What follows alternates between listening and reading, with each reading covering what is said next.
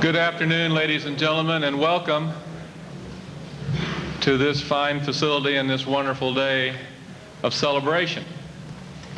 There's not going to be too much talk up front, and I know you're relieved for that. All of you should have received a program as you came in this morning, and now as we move into the afternoon hour, we are going to say a few words of welcome to all of you who have come. And then we're going to have a fine arts celebration that we think will put us all in a great frame of mind and spirit as we do play tribute to our very special guest today.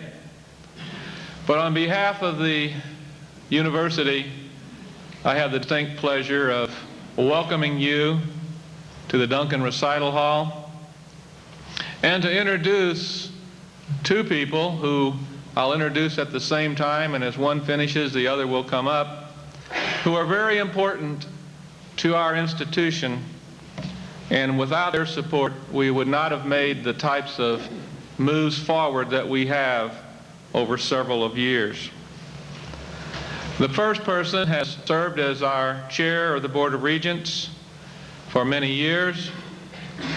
He was on the search committee that selected me to come, so I feel a great deal of affection towards him. And in a moment, he will give words of welcome, and that's William R. Seaton, chairman of our MSU Board of Regents. The second person who will give welcome this morning is a person who I met upon coming here. I've been very impressed with his devotion to this institution in the fundraising portion of this institution, and his general support of coming to many events and being a full-fledged member of our community, both here in Moorhead and here at the institution, B. Proctor Caudil, who is a president of the MSU Foundation. So to bring greetings to you, first Bill Seaton and then Proc Caudil.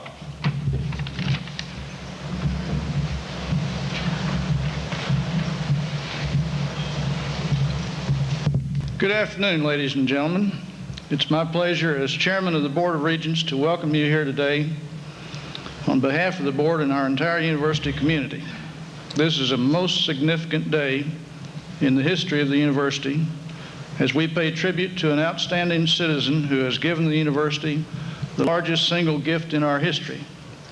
We are deeply indebted to Mrs. Little and are pleased that she would allow us to honor her in this fashion. My personal and on behalf of all of us, thanks again.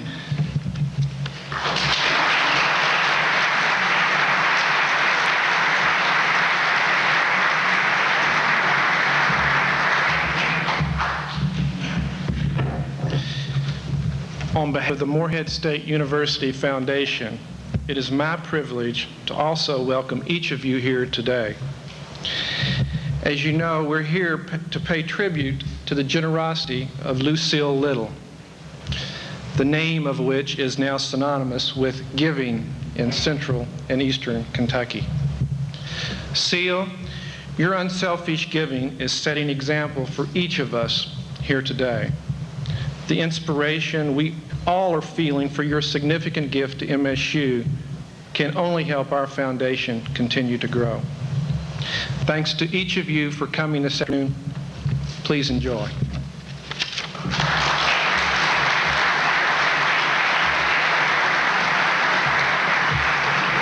And now, in the best way that we can pay tribute to you, I think in the genre that you love, if you look inside the fold-out, you'll see the program that you have coming up, and now let the show begin. So I don't know what happens from this point in time, but I'm going to sit down and enjoy it.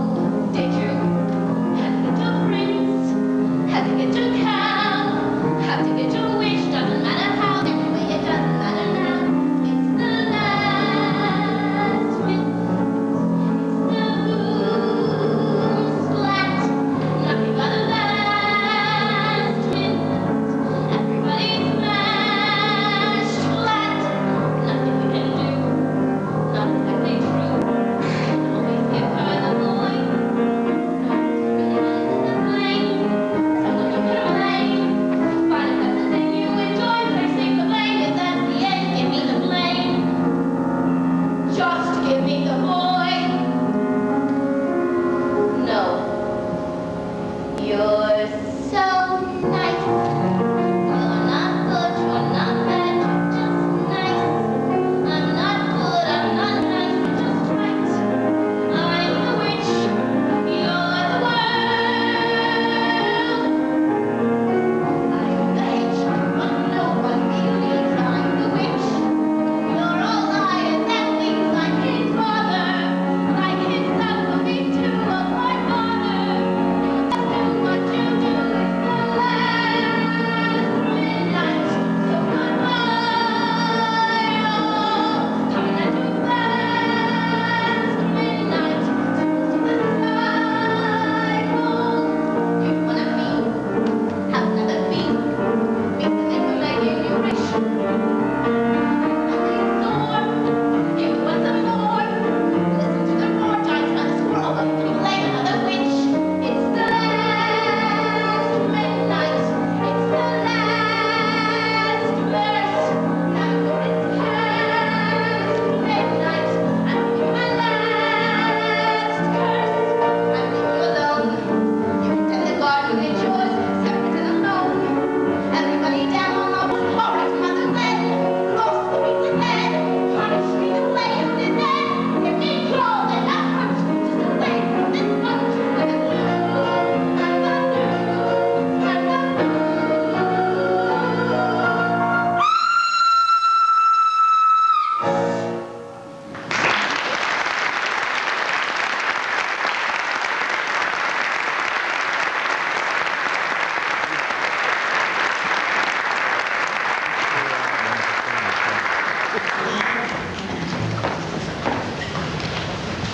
A school doesn't need a school committee, or governors, or trustees, or textbooks, or lumber.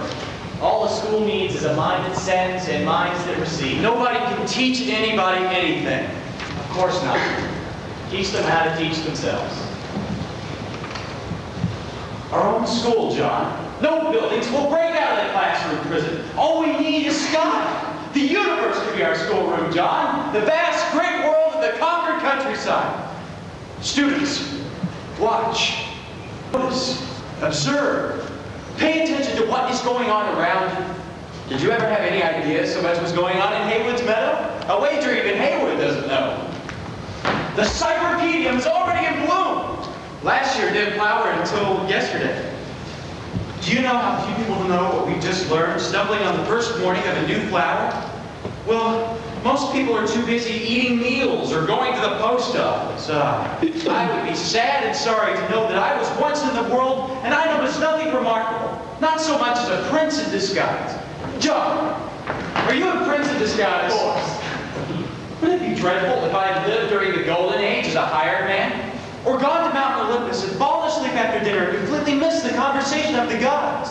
Or imagine living in Judea 1,800 years ago and never knowing that Jesus was my contemporary. What are you doing? I'm writing What? what you've been saying, so I'll remember. Don't just remember what I've said. Remember what I'm talking about. Who's that? It's a girl. One of our condition belongs to us? One of our students? I wouldn't mind. Would you? Miss, I'm sorry, but I'm afraid you're a little too old for our class. Henry, a young lady is never too old for anything. Well, it's just that, well, most of our students are 12 or thereabouts, and you're, well, you're not exactly thereabouts. Does it make so much difference, really? I just want to come along and listen and watch. I won't be any bother or ask any questions. Why not? My little brother is the one with the right to ask questions. He's paying tuition. You're a Sewell. You know. If I can spot a cyclopedia, I can spot a Sewell. There's only one rule in this class. No rules. So, of course, you're welcome to come along anytime you like. What about tuition? You've already paid it. If you were ugly, we'd charge you. Or 12 or thereabouts. You're John Thorne. And you're the thundercloud Henry. What previous educational experience have you had? Finishing school. Oh, dear God! I survived. Miss Sewell, I warn you that John and I are not finishers. Nobody leaves us with a smooth surface. We rough up the consciousness. We scrape the moss off young minds. Please, Mr. Thoreau, go back to your students. I've interrupted. Of course you have. Every creative event that ever happened was an interruption.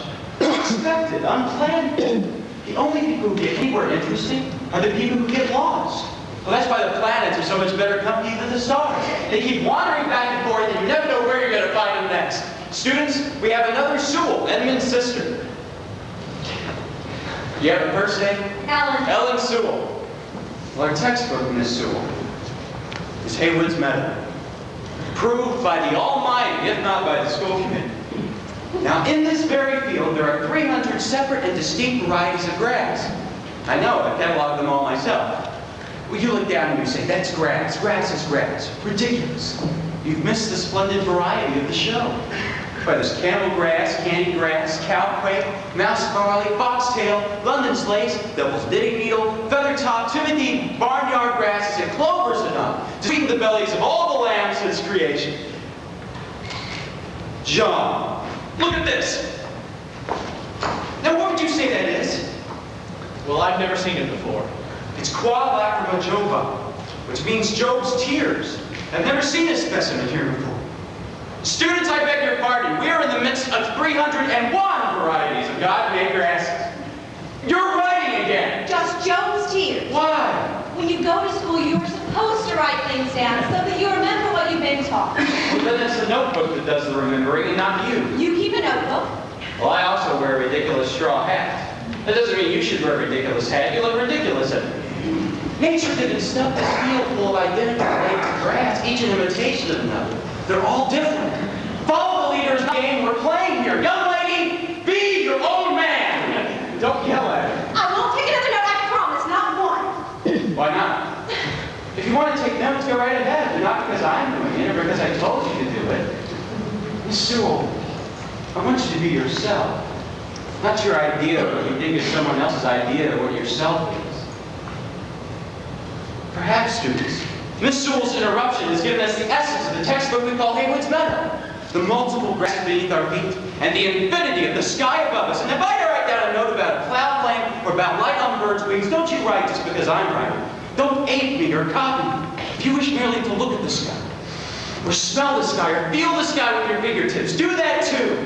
Because I think there should be as many different people in the world as possible. Each of you, be very careful to search out and find your own way.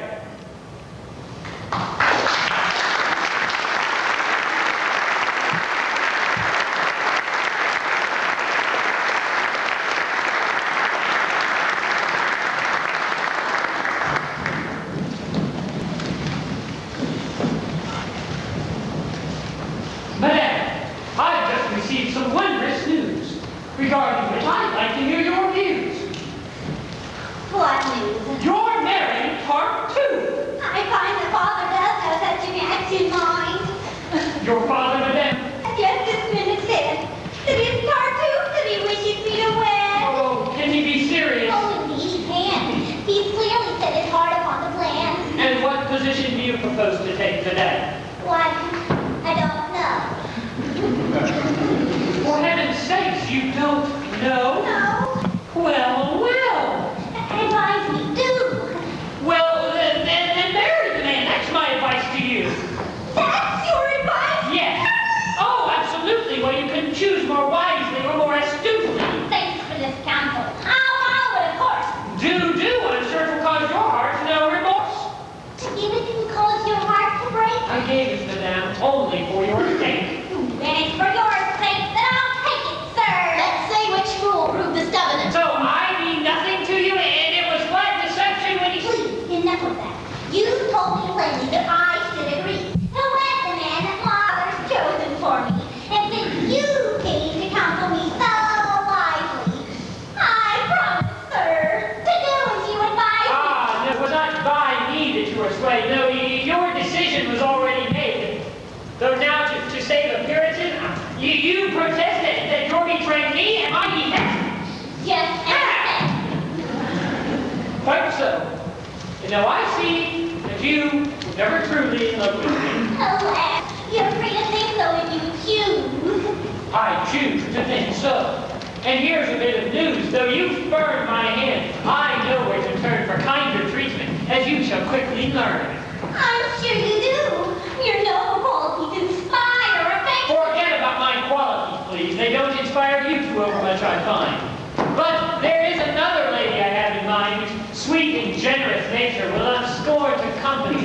this loss I've borne. I'm no great loss, and I'm sure that you'll transfer your heart quite painlessly from me to her. I'll do my best to take it in stride. The pain and loss I feel of being cast aside time and forgetfulness may put an end to.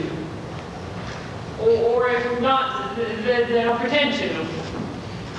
Well, no self-respecting man is expected to go on loving once he's been rejected.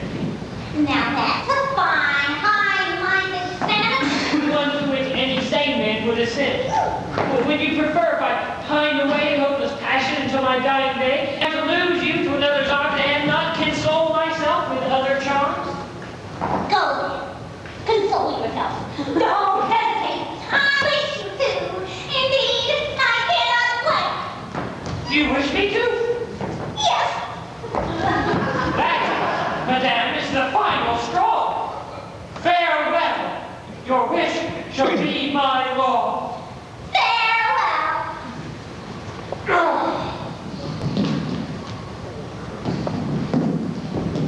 This breach, remember, is of your making. It's you who've driven me to this step I'm taking. Of course.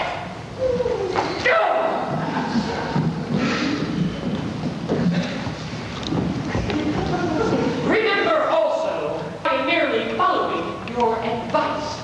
I see that clearly.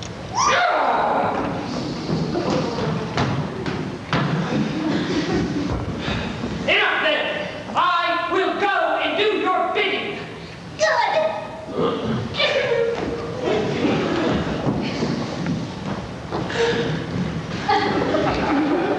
And you shall never see my face again. Excellent.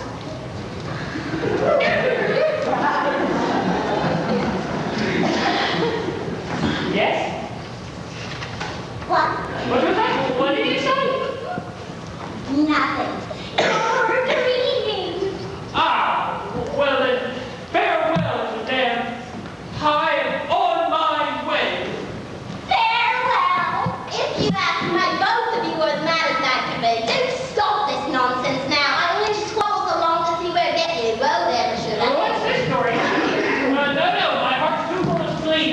Her wish must be obeyed. No, my decision is made. Oh, pooh. We hate society, that's plain. Oh, no. It's over there for your first friend. Now you always come back. Oh, no. Nothing you can say will keep me here. Let's go. She cannot stand my presence. I perceive that to spare her further torment. I shall leave. I didn't want to say, so don't you try it. Come in here, stop nothing, and be quiet. What do you want of me? What is the point of this? We're going to have a little armistice.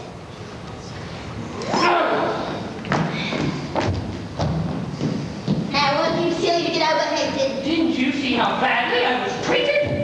She was simpleton to an old head. You can hear the hateful things he said. Both right homes. Her sole desire, Valère, is to be yours in marriage. On that I swear. He loves you only.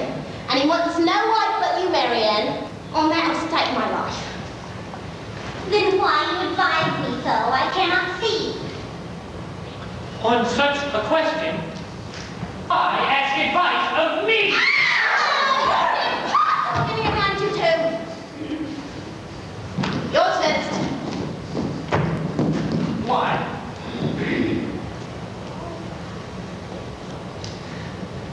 And now a hand from you.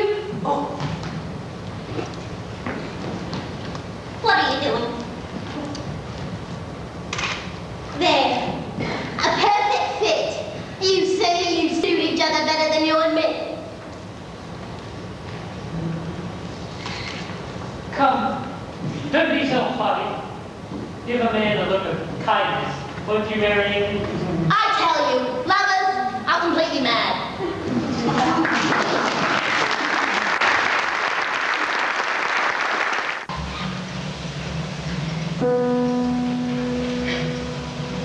High in her tower, like yours, but higher, a beauty asleep. All round the tower, a thicket of briar, 100 feet deep.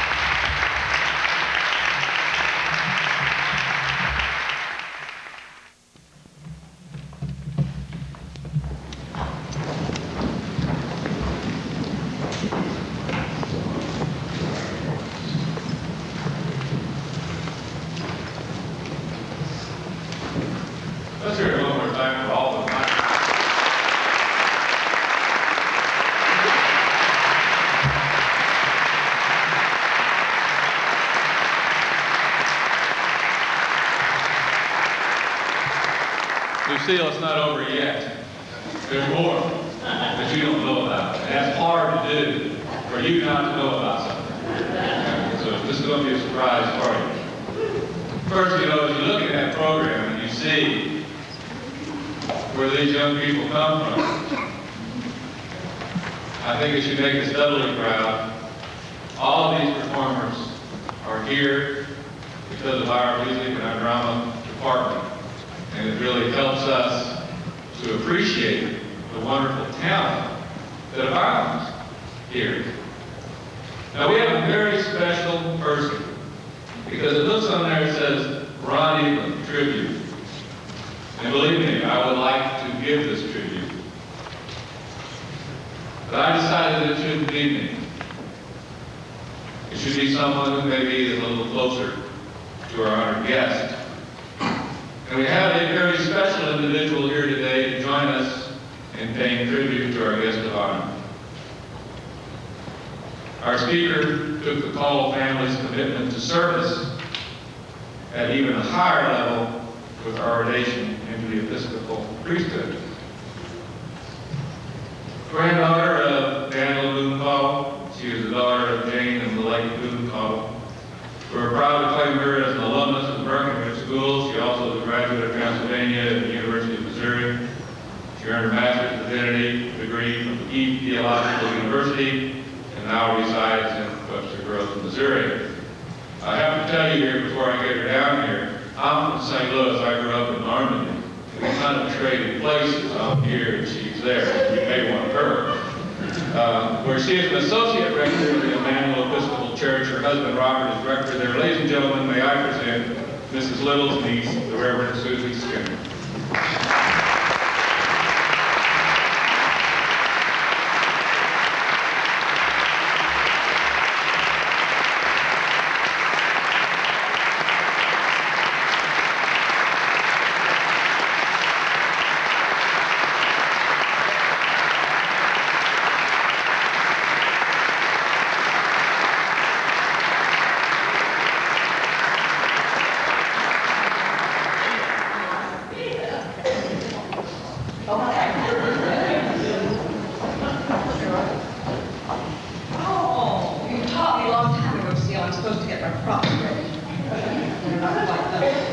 I've been in hiding for a day and a half. I'm so glad to be out.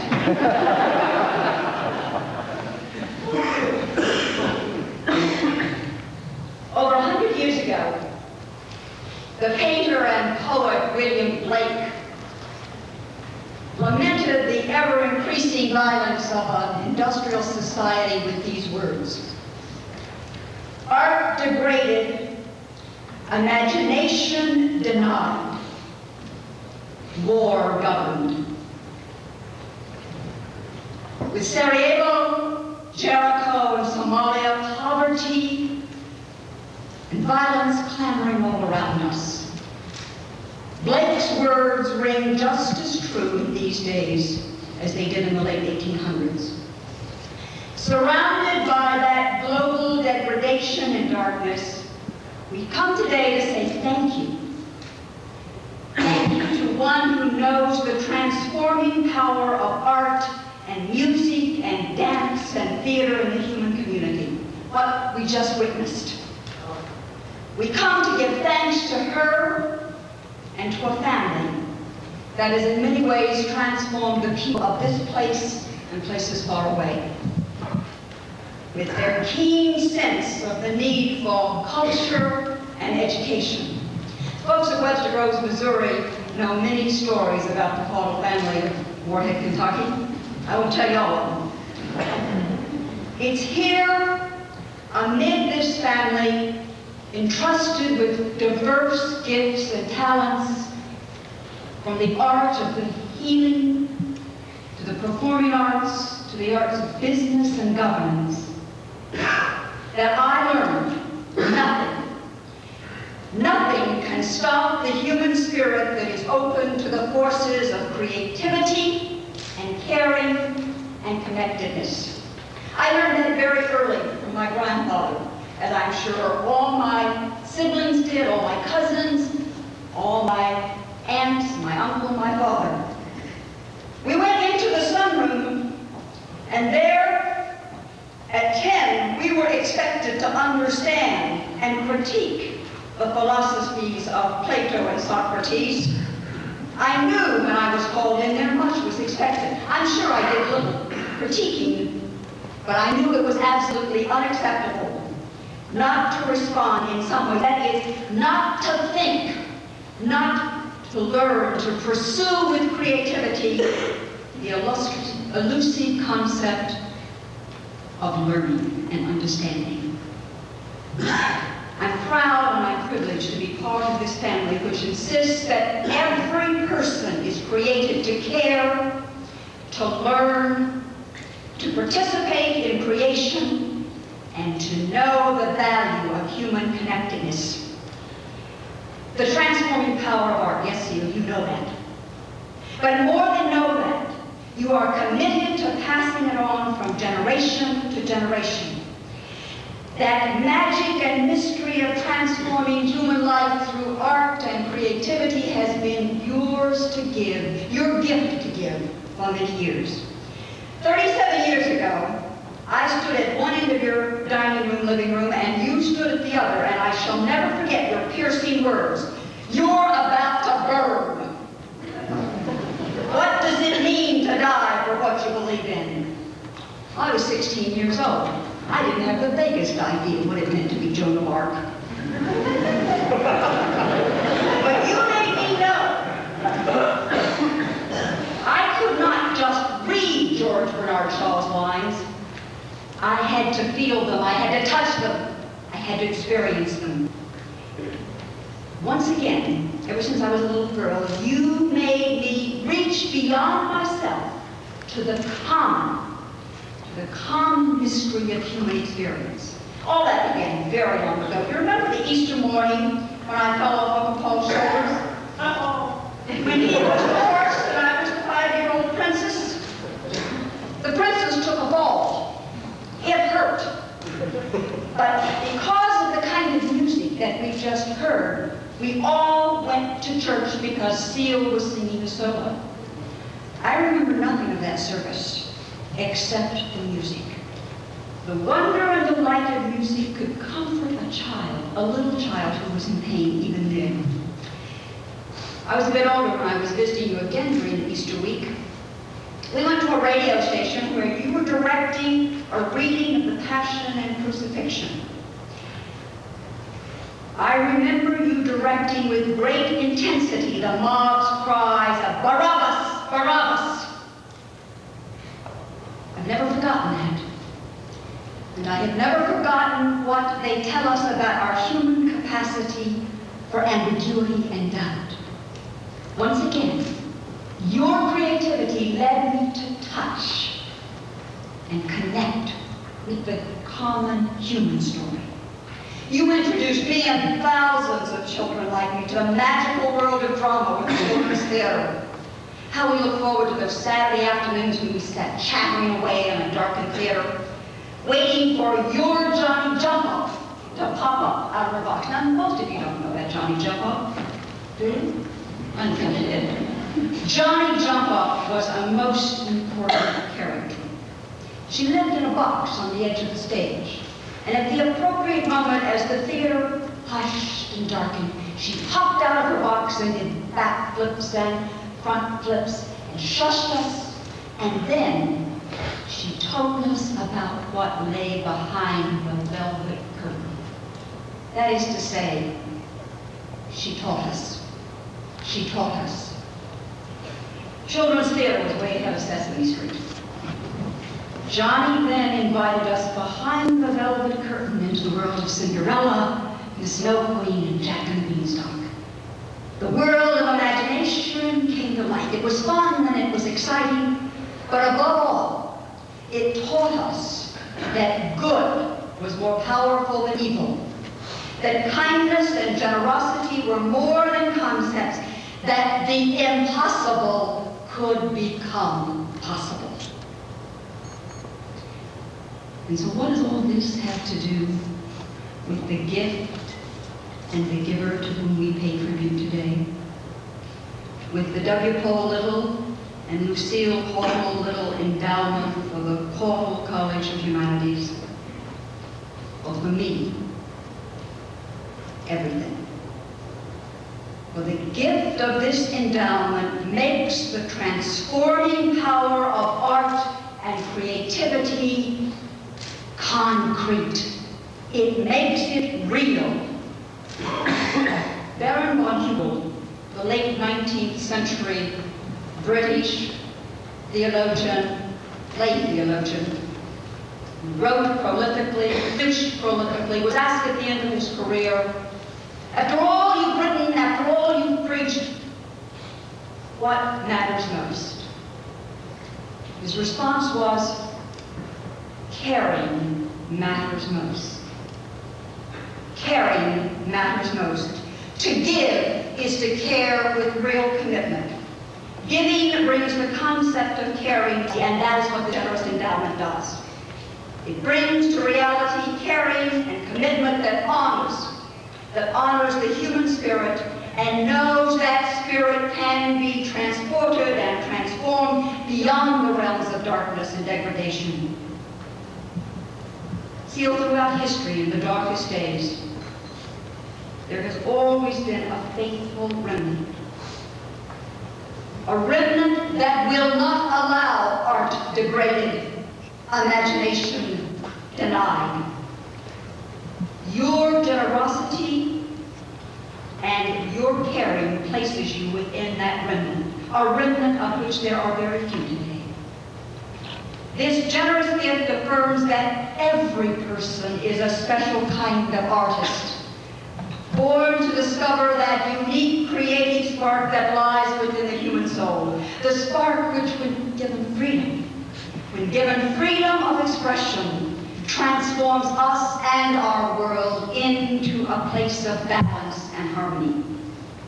This endowment is a concrete statement that says the people of Eastern Kentucky and their children will be given the opportunity to see the curtain rise on new possibilities and new creations. Because of this gift, unexpected surprises await the future.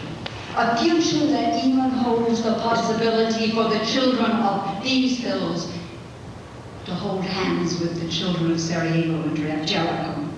A future that celebrates the essential goodness and connectedness of all people. The genius of this gift is that it will touch generations yet to come. Paul Caudil would say, well done, Lucile. Well done. We will touch generations yet to come with the joy and wonder of creation. Your family, this community, and the university nation. Thank you.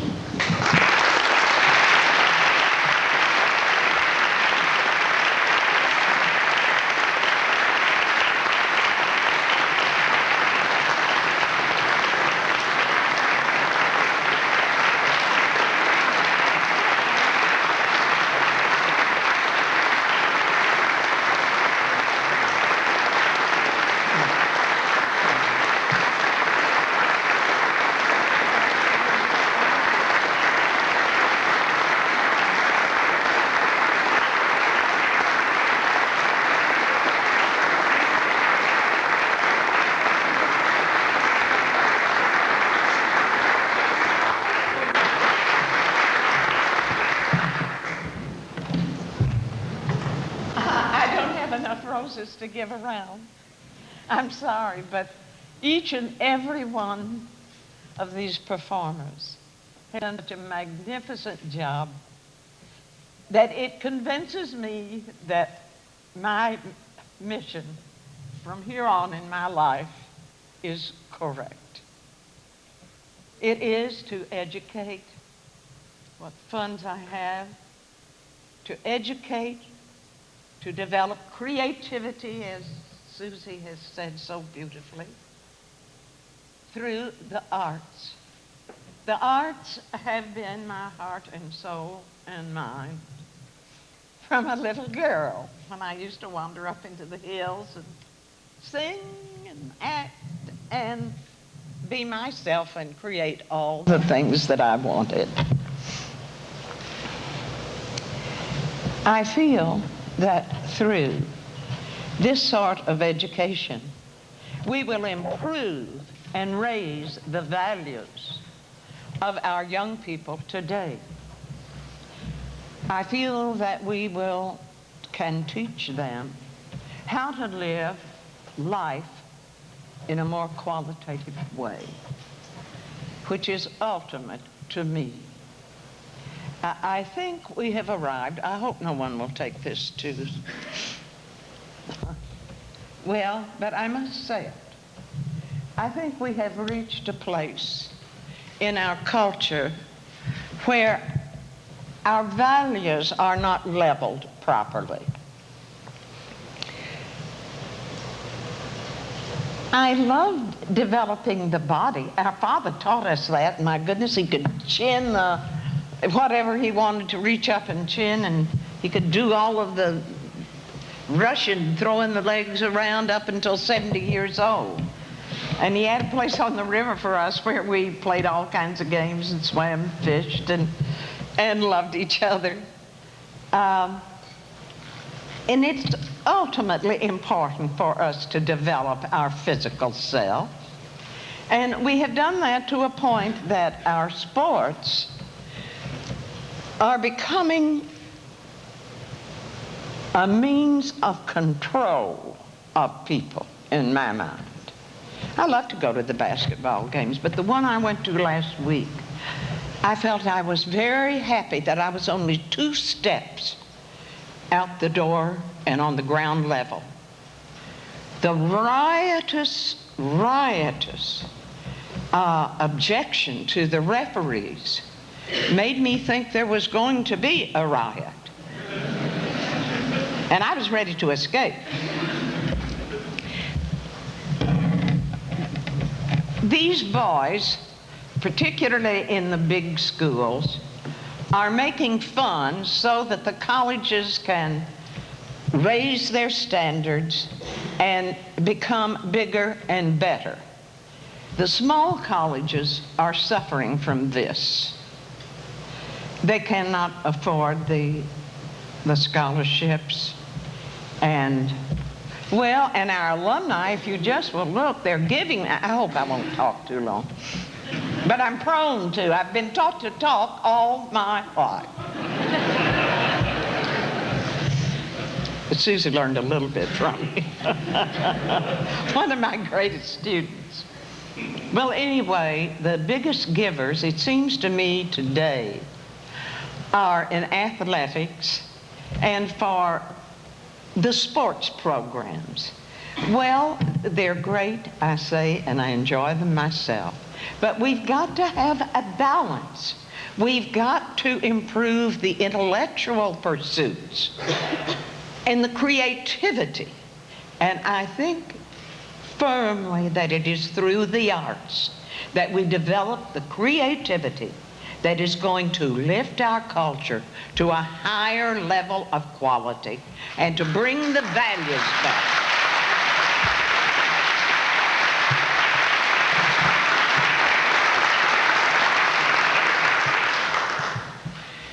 Evidenced by the facts that you have read in the paper about it is so ultimately important to win. I mean, I feel sorry for all the coaches. If they don't win, they're not going to get a contract or something or other, and they're not going to be happy, and everything's going to be sad. And we have seen them carrying on like, I'd hate to say it, there's one word that I don't speak as a lady. And then there are others that I could say, they look very foolish to me. When they get out there and they drive and they scream and they go through all of these contortions. And it's not really teaching what I think we ought to teach young people. Well, recently, perhaps you read, I'm sure you did, about the coach. I know the school, but I won't say it. who crashed in on his rival's interview on TV and said, "I'm going to kill you." I don't know whether you remember that. But anyway, some of the sportsmen stepped between, and there was never a contact, and there wasn't a death. Thank goodness. But anyway, we've got, in my mind, to balance the training that we give to our young people. We have not emphasized the creativity that is necessary for you to go out into the world and improve the quality and the values in life. I might say this. My great-grandmother lived with us. Her name was, her maiden name was Wyatt, and I understand she's related to some of the Wyatts down in Louisville that you know quite well.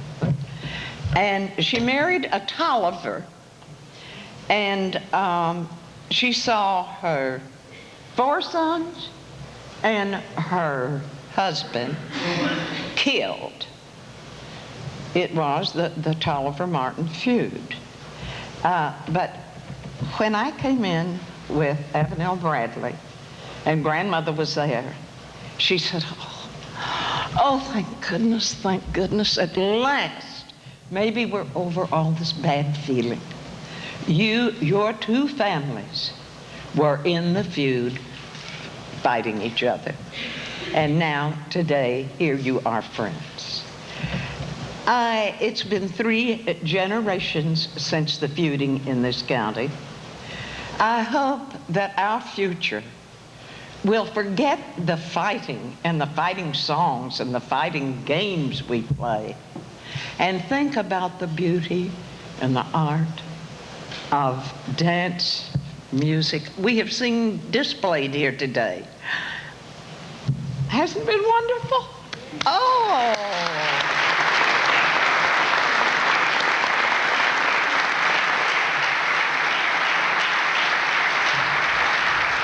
I'm overcome that we saw such quality. I'm really so thrilled that I'll have to go sit down before I say something I shouldn't say. Or have I?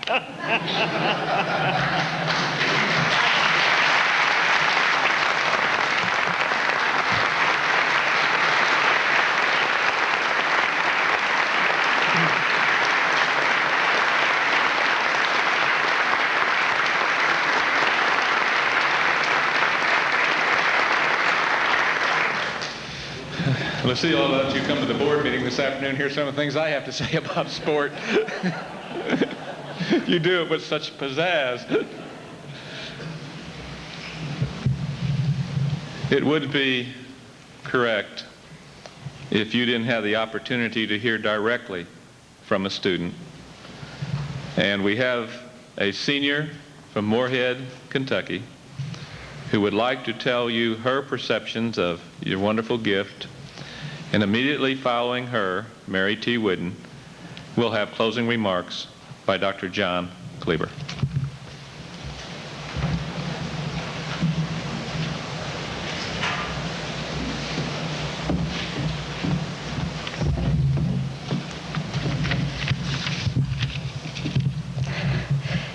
Mrs. Little, although we do not know each other, I feel that we have a lot in common.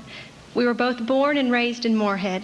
Our families attend the same church, and at 21 years old, we both love the theater. Although we have these common bonds, you now stand so high in a giving position, and I'm down here in the thanking one. As a representative of all the students in the fine arts, we want you to know that we are so grateful for your recognition and your support. Too often, the quest and the hard work involved in the creative life are not seen as deeply serious. But to us, the students in art, music, and theater, who believe that the creative life must and ought to be lived, we often have to carry on knowing that many people do not see us as deeply serious. To know that there is someone, besides our teachers here, who believes in fostering and supporting our activity is inspiring. Not only is your financial backing symbolic of your belief in the creative life, but for us, knowing that there is someone like you standing behind us signals to the rest of the university and to your community that we are important. This spring, you and I will have one more common bond. I will graduate from a department that I know you began. Now, thanks to you, there will be others like me. When I think of you, I remember this quotation: "No person stands so tall as when they bend down to lift another a little higher." Although your gift will benefit many young artists you will never meet, they will always revere Lucile Caudil as a very tall lady. Thank you.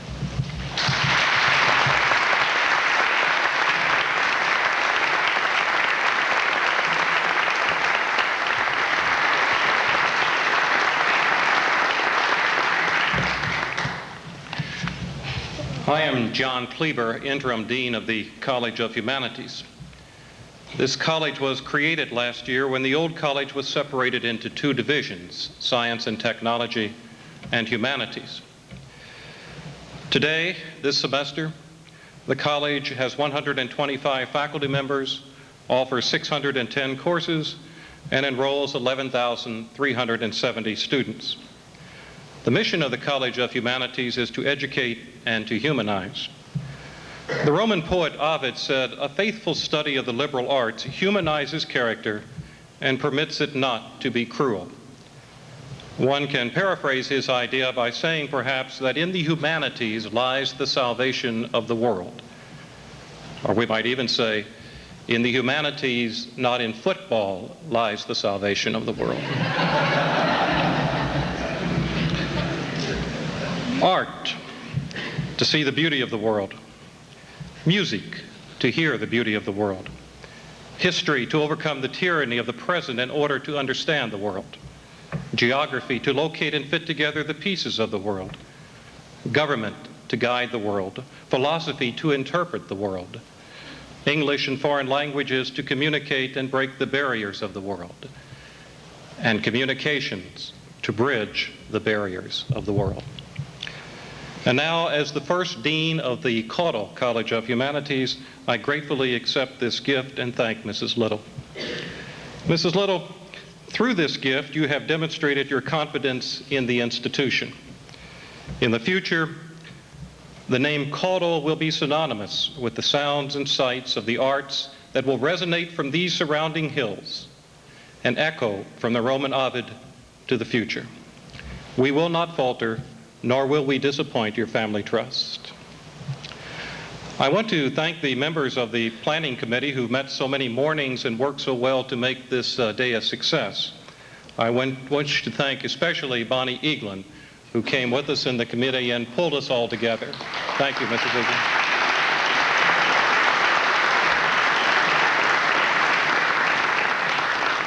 And you kept the surprise, didn't you? Mrs. Little, President Eaglin, members of the Caudil family, members of the Board of Regents, faculty, students, ladies and gentlemen, I thank you all very much for coming this afternoon. For certain invited guests who received this card, there will be an appreciation luncheon immediately following the proceedings, and those who have this card and are going to the luncheon may find it more convenient to go out this door rather than around. For the rest of you, thank you again very much for coming, and we stand adjourned. Thank you.